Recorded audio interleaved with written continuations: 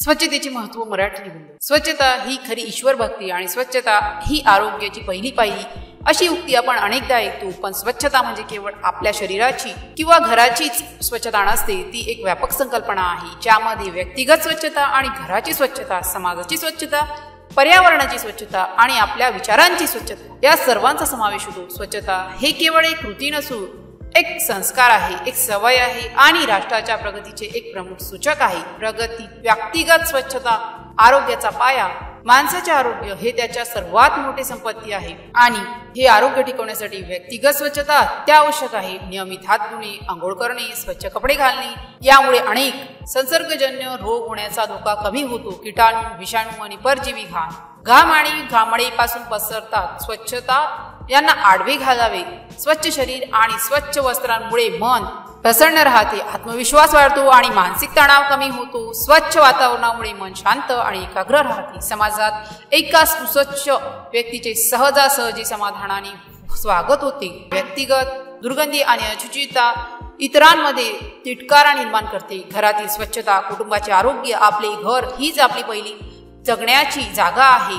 स्वच्छ घरामुळे संपूर्ण कुटुंबाचे आरोग्य सुरक्षित राहते। सुरक्षित वातावरण, रोजची झाडू पोचणे, कचरा योग्य तऱ्हेने विसर्जन करणे, स्वच्छ पाणी वापरणे, अन्न स्वच्छपणे शिजवणे आणि साठवणे यामुळे घरात माशा, डास, उंदीर, मुंग्या यासारख्या रोग पसरवणाऱ्या प्राण्यांना प्रतिबंध होतो। स्वच्छ आणि व्यवस्थित घरांमुळे दैनंदिन जीवन सुखसोयीचे आणि सुव्यवस्थित होते। वस्तू ठराविक जागी ठेवल्याने वेळेची बचत होते आणि ताण सार्वजनिक स्वच्छता समाजाची जबाबदारी फक्त घर स्वच्छ ठेवणे पुरेसे नाही, तर आपल्या भोवतालचे वातावरण, शाळा, कार्यालय स्वच्छ जबाबदारी आहे। एका व्यक्तीची अस्वच्छता संपूर्ण समाजासाठी धोकादायक ठरू शकते। सार्वजनिक ठिकाणी थुंकणे, कचरा फेकणे, टायफॉइड, मलेरिया, डेंग्यू, कोरोना सारख्या गंभीर साथीच्या रोगांचा प्रसार होतो। स्वच्छ शहरे, स्वच्छ रस्ते आणि स्वच्छ सार्वजनिक ठिकाणी परदेशातील पर्यटकांचे आकर्षण वाढवतात। देशाची प्रतिमा उजळली जाते आणि आर्थिक फायदा होतो। प्लास्टिकच्या पिशव्या, इलेक्ट्रॉनिक कचरा, रासायनिक पदार्थ योग्य तऱ्हेने विल्हेवाट लावल्याशिवाय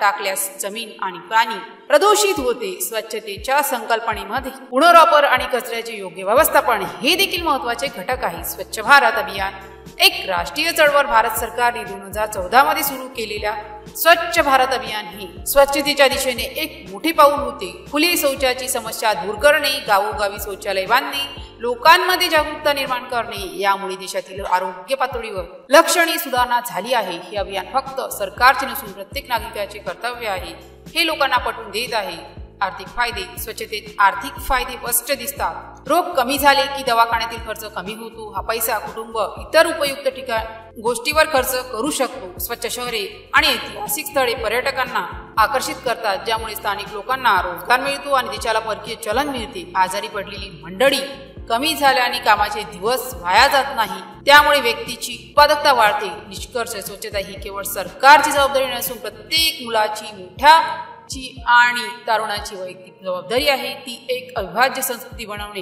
गरजेचे आहे। स्वच्छता ही केवळ शारीरिक क्रिया नसून एक मानसिक दृष्टिकोन आहे। स्वच्छता वातावरण आपल्या मनाला प्रसन्न आणि शांत करते। आपण प्रत्येक जण आपल्या स्तरावर लहानपणापासून स्वच्छतेची सवय आत्मसात केली पाहिजे। घरातून बाहेर पडताना कचरा कुठे टाकायचा, सार्वजनिक ठिकाणी कसे वागायचे, झाडे लावण्याचे महत्त्व काय आहे हे आपले गाव आणि शिक्षण देणे गरजेचे आहे। आपले घर, आपले शेत, आपले गाव शिक्षण देणे गरजेचे आहे। आपले घर, आपले शेत, आपलेच गाव या तत्वावर चालून प्रत्येकाने आपल्या भोवतालची स्वच्छता राखली तरच एक आरोग्यदायी, सुखी आणि प्रगत राष्ट्र निर्माण होऊ शकते। स्वच्छता ही कोण्या एका दिवसाची किंवा अभिनयाची गोष्ट नसून ती एक सतत चालू राहणारी आहे। स्वच्छता करा, आरोग्यदायी जीवन जगा आणि देशाच्या विकासासाठी हातभार लावा। जर या पोस्टशी संबंधित काही गोंधळ असेल किंवा आपल्याला अशा कोणत्याही विषयाची माहिती हवी असेल तर कृपया खालील दिलेल्या कमेंट बॉक्सद्वारे आपले प्रश्न आम्हाला विचारू शकता। या पोस्टशी संबंधित आणखीन काही प्रश्न असतील आपण आम्हाला ते देखील सांगू शकता की आम्ही त्या समस्या नक्कीच सोडवू।